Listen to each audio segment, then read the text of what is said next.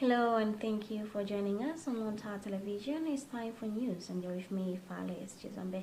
First, the headlines. Pope Francis sends a telegram to Iraqi Christian community after a tragic wedding fire. Malawi government launches anti-terrorism action plan. Lilongwe City Council announces freedom of the city march. And in other news, Niger declares mourning after dozens of soldiers killed in attack near Mali.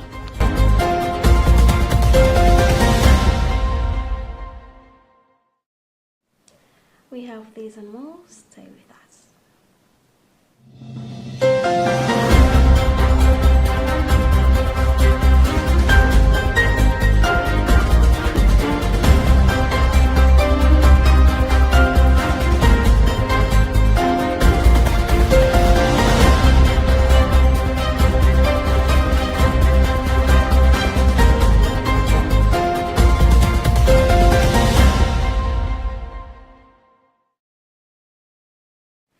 Pope Francis sent his condolences on Saturday to an Iraqi Christian community in Caracas, northern Iraq, that was devastated by a massive fire at a crowded wedding reception that killed over 100 and injured 150. In the letter written by the Holy See's Secretary of State, Cardinal Pietro Parolin, His Holiness Pope Francis said he was deeply saddened to learn of the devastating effects of the fire in Caracas. The Pope also sends assurance of his special closeness to everyone affected by this tragedy. Tandium Zumara reading a Rome report. The Pope also sends assurance of his spiritual closeness to everyone affected by this tragedy. Pope Francis visited the majority Catholic city of Caracas in 2021. It is one of the few surviving Christian communities in Iraq following years of persecution and occupation at the hands of ISIS. Following the deadly fire, the Holy Father sent his prayers to the deeply shaken community. The Christian community in Caracas, in Iraq's Nineveh Plains, was devastated last week after a fire broke out at a Syrian Catholic wedding celebration. The wedding venue caught fire Tuesday night, quickly burning the building down and trapping many of the guests inside. The Nineveh Province Deputy Governor Hassan al-Alaf told Reuters on Sunday that 113 people were killed and 150 injured. Women, children, and elderly were among the victims killed and injured during the blaze. Thousands of Malawians, led by President Lazarus Chakwera and Vice President Saulos Chilima earlier today, gathered at Malawi Square Bingu International Convention Center to pay their last respect and celebrate the life of John Zenas Ungabake Tembo. Speaking at the event, described Tembo as an asset, a man who loved his country and always worked very hard in position that served the nation. We have more details in this report compiled by Emmanuel Chocha. Making her remarks, Speaker of National Assembly, Catherine Gotani Hara, described John Tembo as a man of principle, who stood like a rock. She called on politicians to learn from his legacy. President Chakwera described Tembo as a political engineer in the history of Malawi, who saved the colonial era, independent era, and showed his political legacy by being loyal to Malawi Congress Party, MCP. Spanning 9 decades, and stretching across all 3 eras of our journey as a people. Born in 1932, the first 32 years of his life were lived during our nation's colonial era. And so he had a front row seat in our journey toward independence. The second third of his life was lived during our nation's independence era, and so he had a front row seat in our journey toward self-determination. And the final third of his life was lived during our nation's democratic era. And so he had a front row seat in our journey towards pluralism. Among other contributions Tembo made to Malawi as a country includes, as a Reserve Bank governor, he built offices in Lilongwe and staff houses in Area 10, 18, 43, and Area 47. He facilitated a huge investment of Casbig Brewery Company in the country. He was a chair of different statutory corporations, e.g. Press Corporation, Air Malawi, National Bank, and Vipya Plantations, where we have Chikangawa Forest, which the country has benefited a lot. The body of John Zenas Ungabage Tembo will be buried on Wednesday, 4th October 2023 at Kapala Village, Tiegapuga, in Dedza. For Luntha TV, this is Emmanuel Chuocha.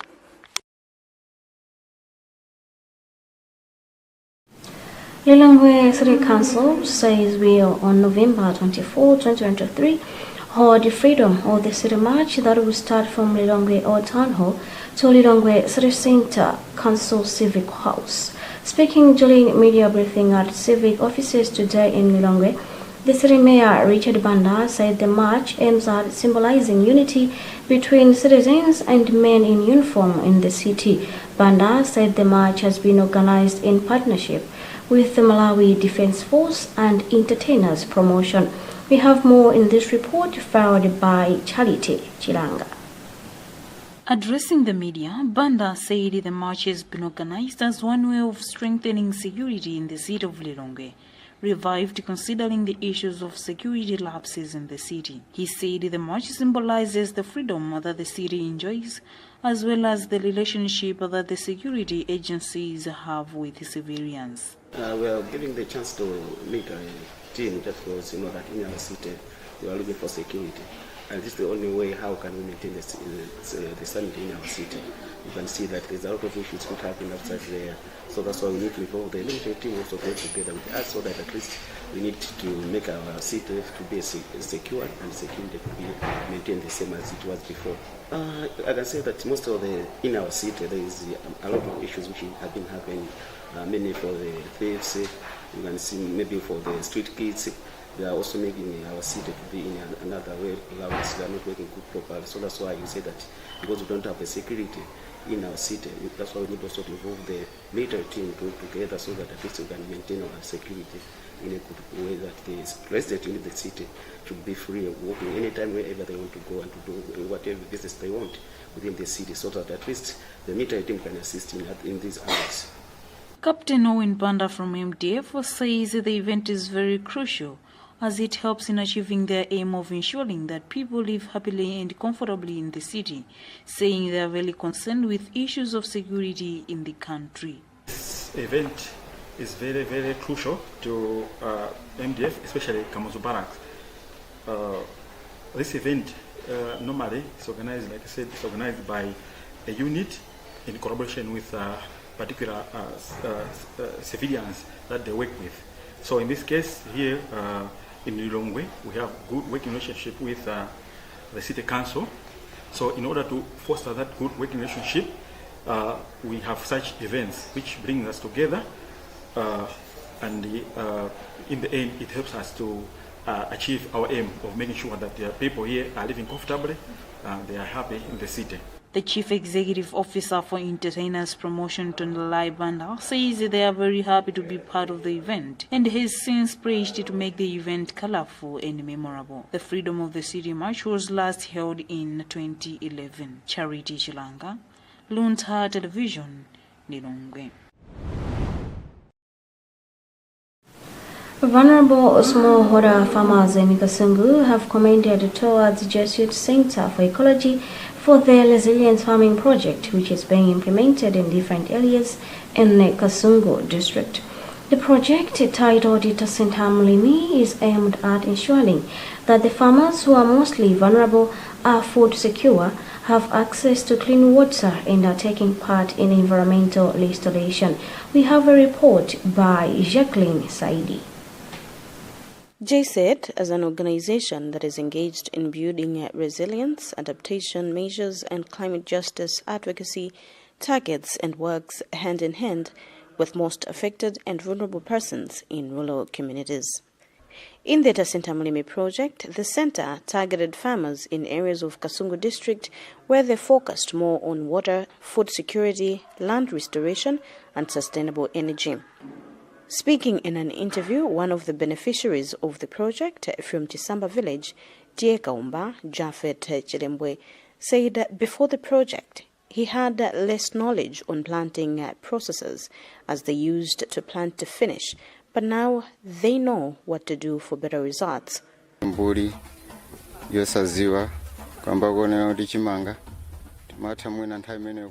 I was ignorant in maize farming. We used to plant more plants on one station, but through the intervention of JSED, we learned about improved farming practices, which are helping.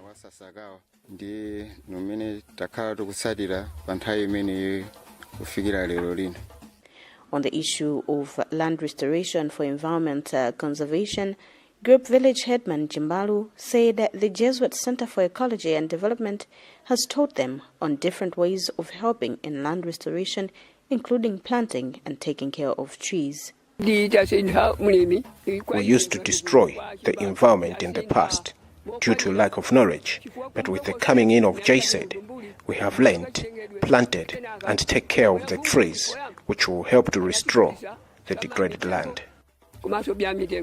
Meanwhile, the JSED project officer Matthews Pwanda has indicated that for a pilot project, Tasentamulimi has recorded good results. Pwanda said the project is all about building resilience and capacity of the vulnerable communities. Project is mainly focusing on building the resilience and adaptive capacity of the vulnerable farmers so that they should be able to manage to deal with the problems which come from the impacts of climate change. This project had 4 components. We are focusing on water, food, and nutrition security. We are focusing on land restoration, sustainable livelihood, and also sustainable energy. The Tasentamulimi project was implemented to transform livelihoods of members of different vulnerable communities and at the same time help in land restoration for environment conservation. The project began in April 2022. For Luntha Television News, this is Jacqueline Saidi. You're still watching news on Luntha Television. Stay tuned for more after this break.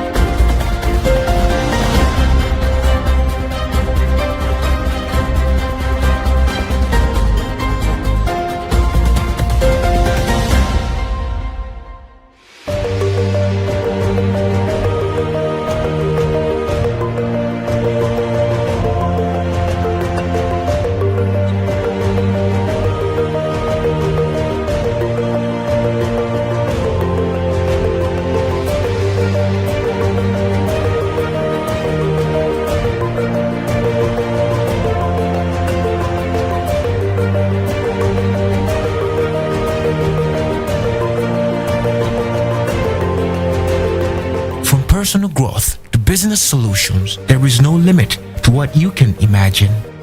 It's time to reimagine banking. Centenary Bank, our bank. Luntha TV is now on Zuku Channel 51. You can get yourself a Zuku decoder from the Luntha TV offices in Area 2, Lilongwe, and from all the St. Manford bookshops across the country in Kasungu, Lilongwe, Salima, Dedza, Balaka, Zomba, Mulanje, Blantyre, Chikwawa, Mwanza, and Mangochi. For more information, contact 0883-815-055 or 0996-892-965. Get a Zuku decoder today and not miss daily mass, worship and prayers, news bulletins, and so much more on Luntha TV, bringing wisdom into your home.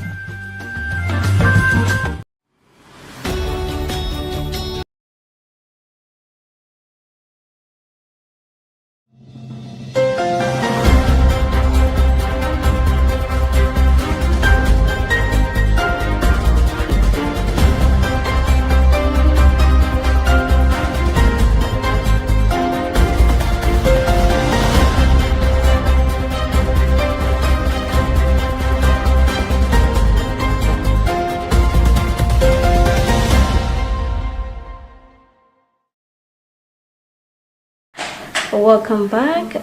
Before we proceed, let's look at our top stories once more.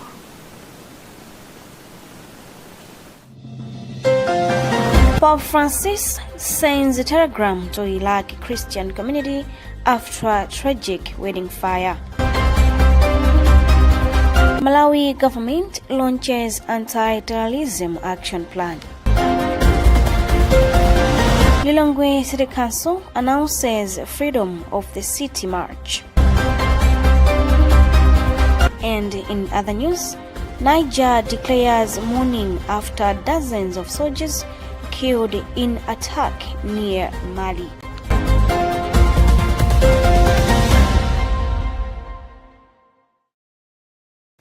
Moving on, Malawi government says it is optimistic that the 2023-2028 National Counter-Terrorism Strategy and the 2023-2028 National Plan of Action will render the threats on terrorism attacks in Malawi.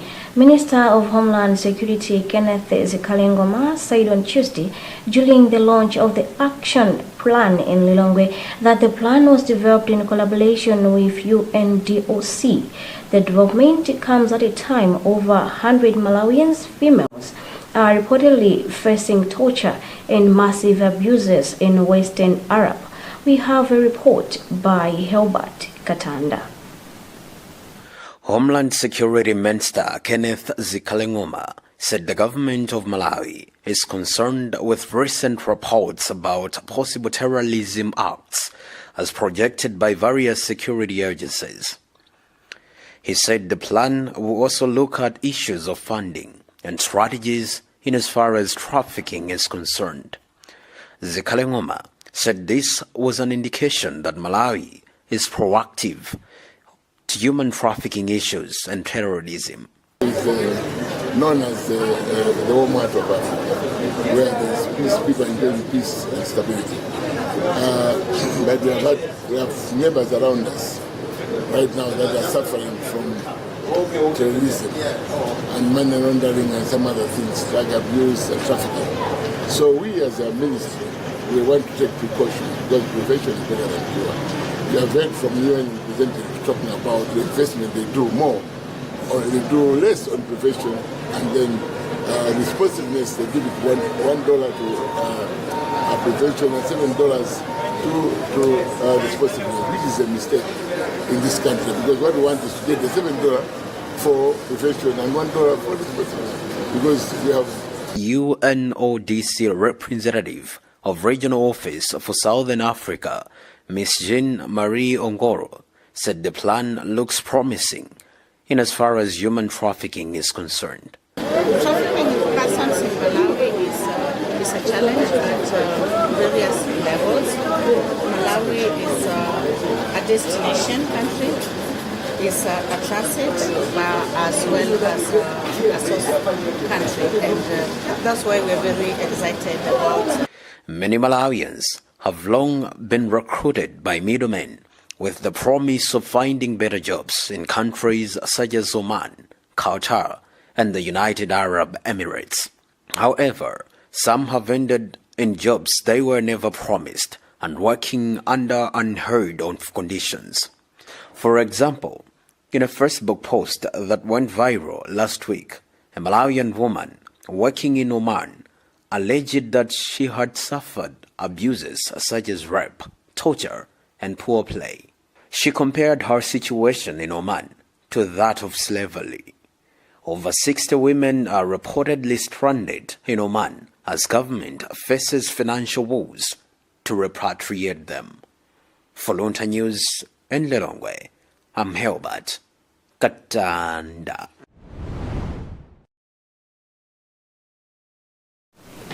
Zomba Central Mental Hospital says the fight against tuberculosis is on track. Zomba Central Mental Hospital Director Dr. Roland Sepidungu said this when Luntha Television visited the facility over the weekend to appreciate activities undertaken ahead of the Mental Health Day, which falls on October 10th, 2023 this year. Dr. Bilengu said the hospital is making progress in health care and provision. We have a report by Andrew Nandolo.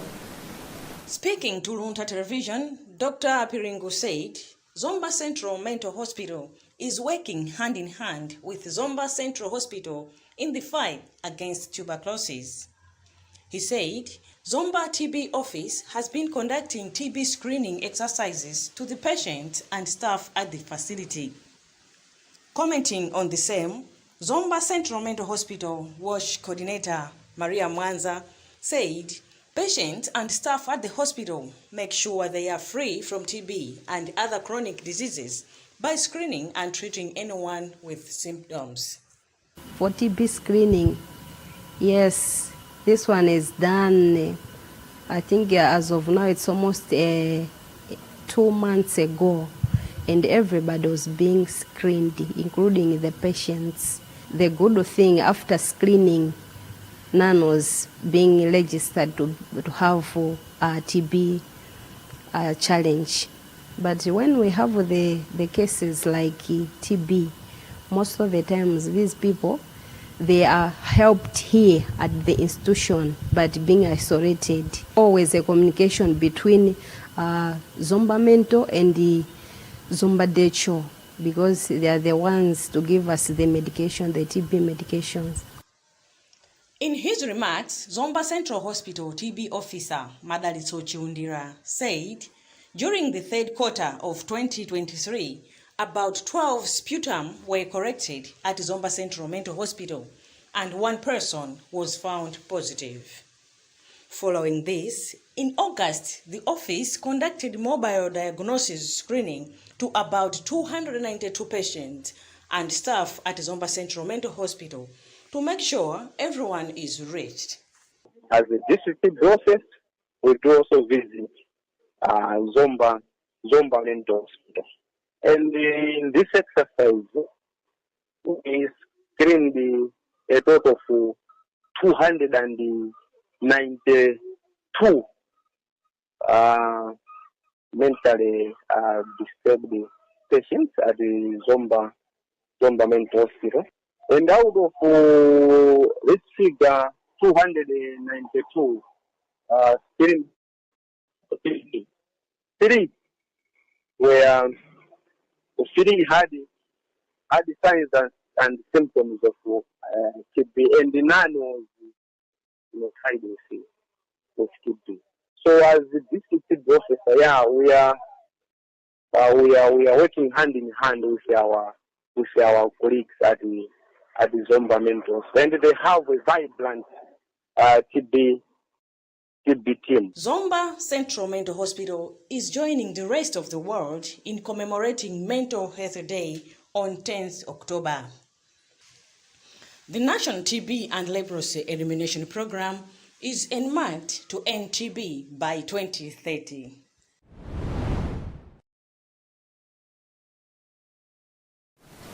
That was Jenny Ngalande leading a report compiled by Andrew Nandolo. Moving on, in other news, at least 29 soldiers have been killed in an attack in western Niger, according to the country's defense minister. A 3-day national mourning period was declared in the country on Tuesday over the incident. The scenario involved improvised explosive devices and kamikaze vehicles by more than 100 terrorists, according to a televised statement made by the ministry on Monday night. Tandiwe Mzumara leading a BBC report. It added that 2 soldiers were seriously wounded and several dozen terrorists were also killed. The attack took place near the country's border with Mali during military operations aimed at neutralizing the threat posed by the ISIS armed group in the area, according to the ministry. Communications from the terrorists who were forced to withdraw have been intercepted, the statement said. It added that the attackers benefited from outside expertise without giving any further details.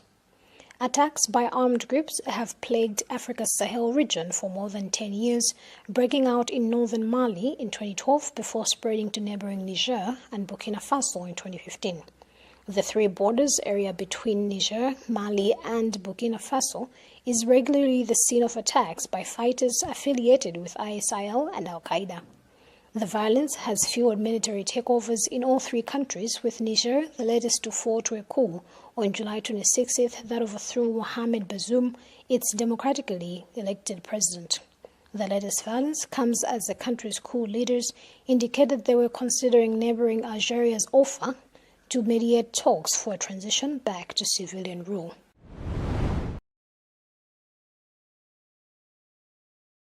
That also concludes our news bulletin today. Before we go, another look at the headlines. Pope Francis sends a telegram to Iraq Christian community after a tragic wedding fire.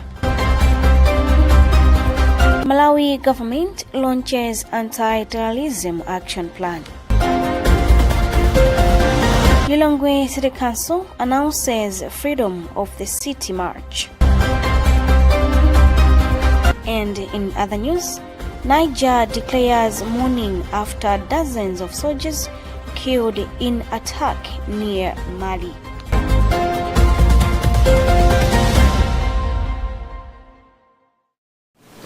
You have been with me, Vales Juzambe. Thanks for watching. Goodbye for now.